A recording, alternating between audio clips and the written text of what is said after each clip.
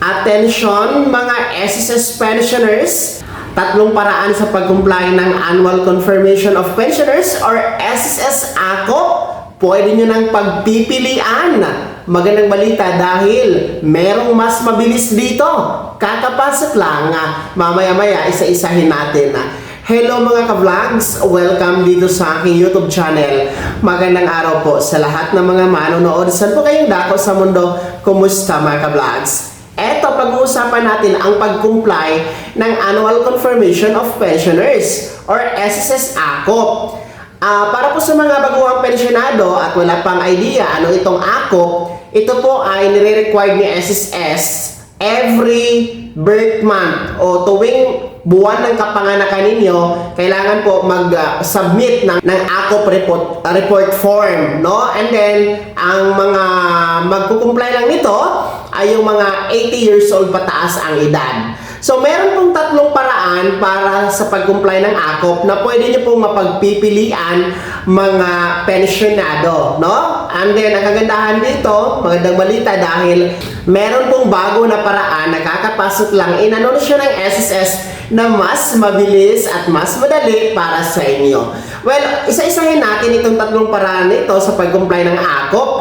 Una po, yung traditional talaga, no? Yung dati pa ay pwede nang gawin or ito talaga yung nakasanayan ng ating mga pensyonado, yung walk-in, no? Ang pag-walk-in sa pinakamalapit na SSS branch sa inyong lugar. So, kung malapit kayo sa mga branch ni SSS, o di kayo naman po, nadadaanan nyo lang, papuntang bayan, lalong-lalo pa yung mga SSS branch na nasa mga mall.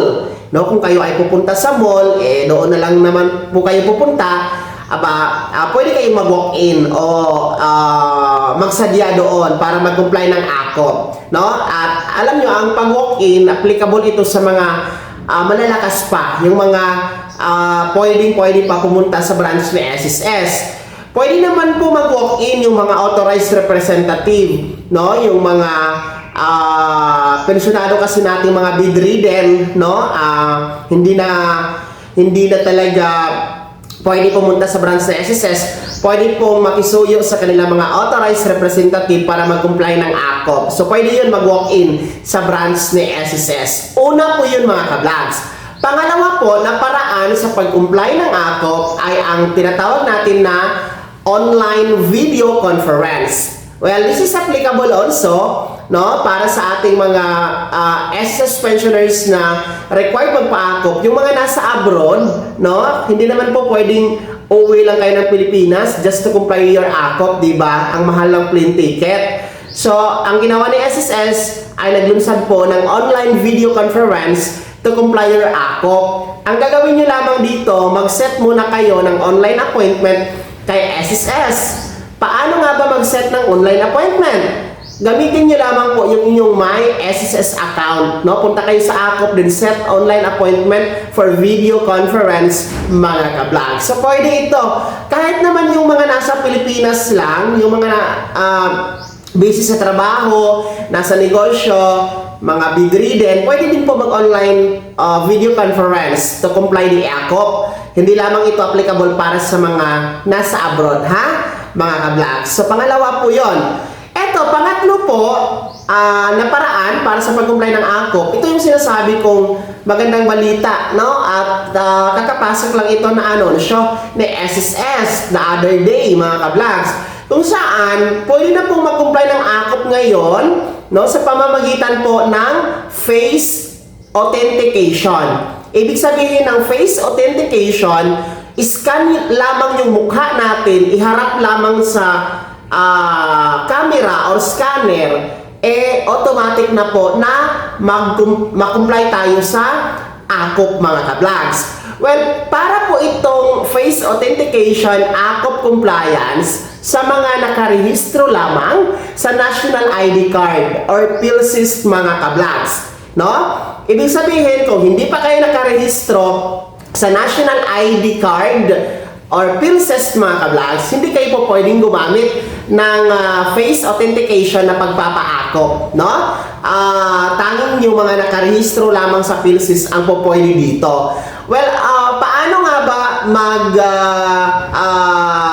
gamit dito sa face authentication para sa pagpapaakop, punta lamang po kayo sa website ni SSS, ang www.sss.gov.ph, no? Tapos i-click nyo lamang yung AKOP compliance na icon.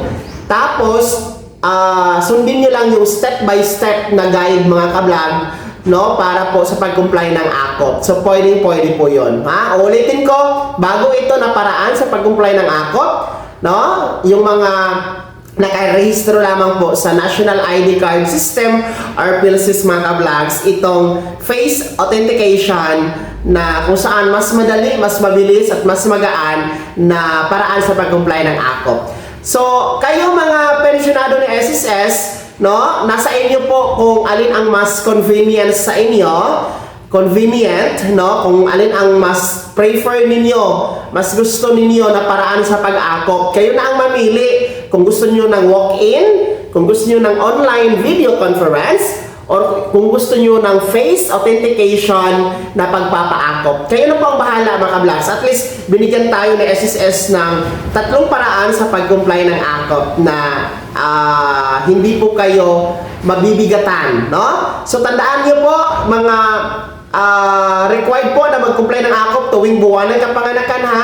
Kagaya nito, Marso. Kung birth month nyo po ang buwan na ito, whatever kung anong petsa, from March 1 to March 30, at ang edad nyo po ay 80 years old pataas, kayo ay required na mag-comply ng AKOP bago matapos ang buwan na ito para hindi maputol ang pensyon at tuloy-tuloy ang pensyon na matatanggap mga kablogs. Kaya naman mga SSS pensioners, ano po yung komento at reaction sa balitang ito? Alin po ba sa paraan ng pagpapaakop ang mas gusto ninyo at mas madali sa inyo?